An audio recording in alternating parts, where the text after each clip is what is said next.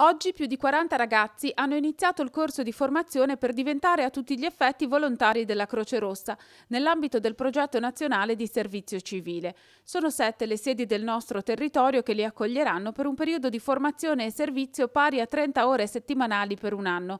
Chiavari, Cogorno, Lavagna, Cicagna, Gattorna, Riva Trigoso e Santa Margherita Ligure. Il corso si svolgerà interamente nella sede della Croce Rossa di Cogorno, dopodiché i ragazzi verranno dislocati nelle varie sedi per il tempo di servizio effettivo. Questo corso provvede a formare dei volontari, coloro che portano servizio là dove occorre, là dove c'è bisogno di aiuto, là dove c'è una persona che sta male, là dove c'è un ferito. Formare della gente è sempre una cosa positivissima. Questi ragazzi, insomma, accrescono anche la loro coscienza civica. Questo dipende un po' dal carattere di ciascuno. Io spero di sì.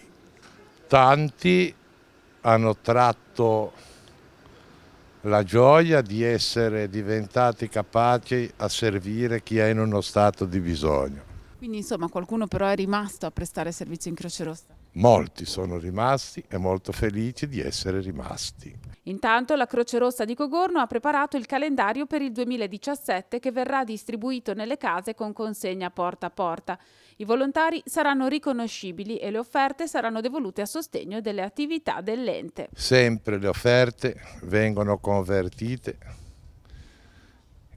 in materiale o in mezzi a favore dell'associazione, solo e solo per quello.